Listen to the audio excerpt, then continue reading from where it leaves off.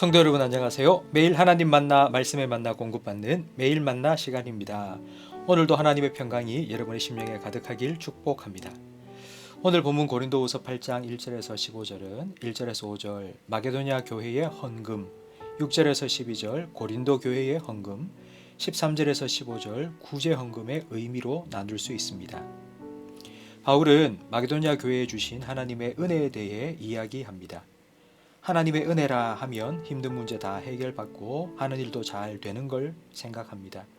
그러나 마게도냐 교회는 환란에 많은 시련이 있고 극심한 가난도 겪고 있습니다. 이런 상황을 어떻게 하나님의 은혜라고 할 수 있습니까? 그러나 이런 시련 중에서 넘치는 기쁨을 누리고 가난 중에서 풍성한 헌금도 드렸습니다. 전혀 기뻐할 수 없고 남을 돌아볼 생각도 할 수 없는 상황 속에서 기뻐하고 나눌 수 있는 건 하나님께서 변함없는 풍성한 은혜를 베풀어 주신다는 것을 깨달았기 때문입니다. 4절에 마게도냐 성도들은 전혀 그럴 수 있는 상황이 아니었지만 자원에서 은혜를 나누고 성도를 섬기려 했습니다. 이렇게 할 수 있었던 이유는 자기 자신을 하나님께 먼저 헌신했기 때문이고 그 하나님의 뜻에 따라 물질을 사용했기 때문입니다. 바울은 이 은혜를 나누는 일에 동참한 고린도 교회에 디도를 보냅니다. 고린도 교회가 바울의 편지를 받고 근심하며 회개하고 그 편지를 가지고 온 디도를 극진히 대접해 준 신앙의 성숙한 모습을 보여준 것처럼 나누고 섬기는 일에도 성숙한 모습을 보여주길 원합니다.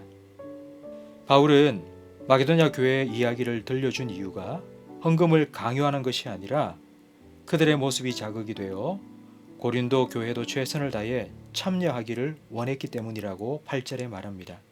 그리고 9절에는 예수님께서 가난해지심으로 우리가 부요하게 되었음을 상기시킵니다.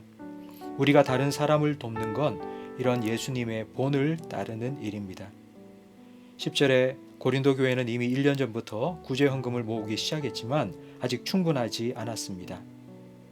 할 마음이 있다면 더 해도 되지만 할 마음이 없다면 그만두어도 됩니다. 마음 없이 드린 것은 하나님께서 받지 않으시기 때문입니다. 13절에 바울은 구제 헌금은 다른 사람 편하자고 너희를 힘들게 하는 것이 아니라고 말합니다. 구제 헌금은 우리의 넉넉함으로 다른 사람의 부족함을 보충하고 훗날 그들의 넉넉함으로 우리의 부족함을 채워서 서로 균등하게 하는 것입니다. 이런 구제 헌금의 균등 원리를 출애굽기 16장 18절로 설명해 줍니다. 만나를 많이 거두어 보관해 두었다고 해서 다음 날 먹을 수는 없습니다. 다 썩어버렸기 때문입니다. 하나님께서는 하루에 필요한 일용할 양식을 공급해 주십니다.